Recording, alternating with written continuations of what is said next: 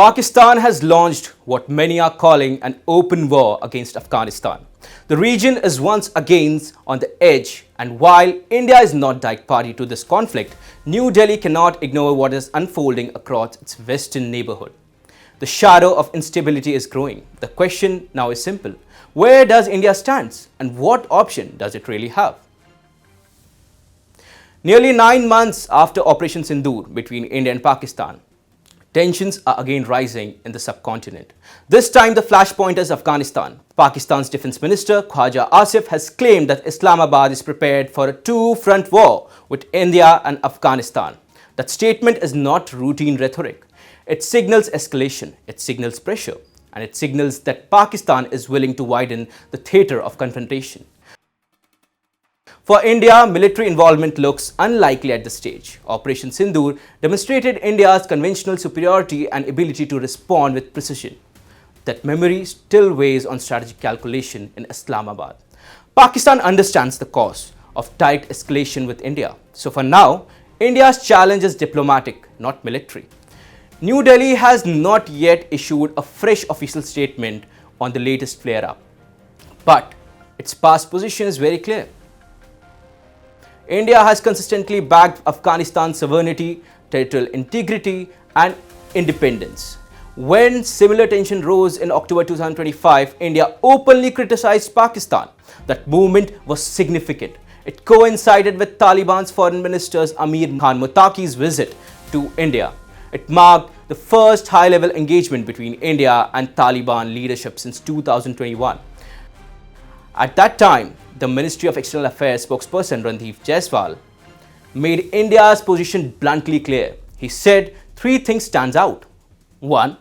Pakistan hosts terrorist organization and sponsors terrorism. 2. Pakistan has a history of blaming neighbors for its own internal failure. And 3.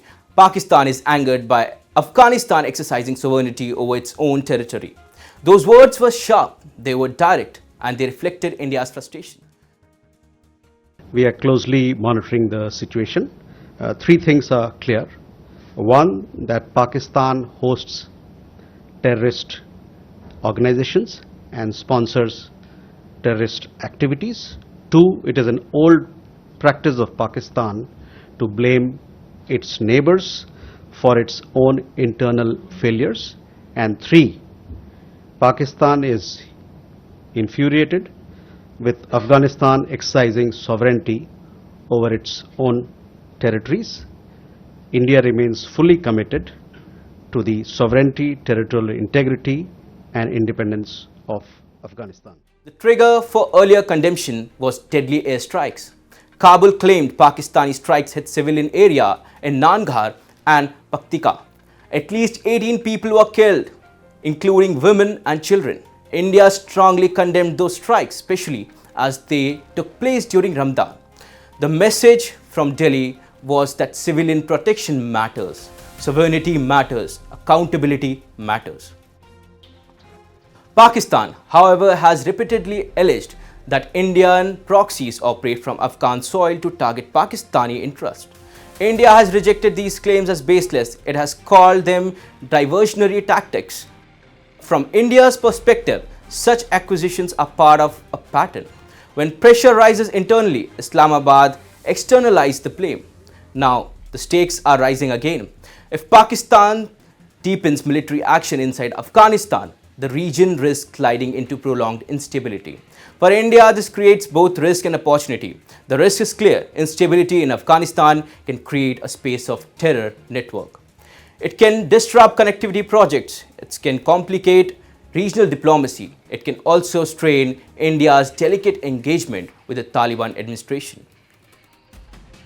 But there is also a strategic space. India has invested in humanitarian aids, infrastructure, and people-to-people ties in Afghanistan over 2 decades.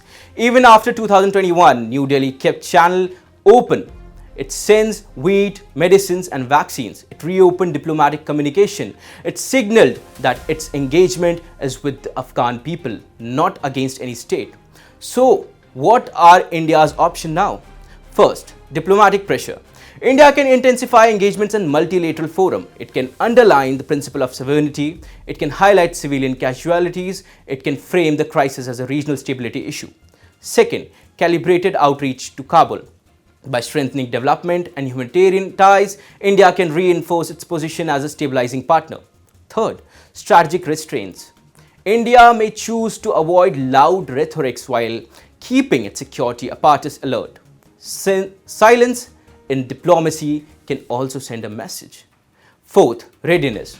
While direct involvement looks remote, India will not ignore any spillover threat.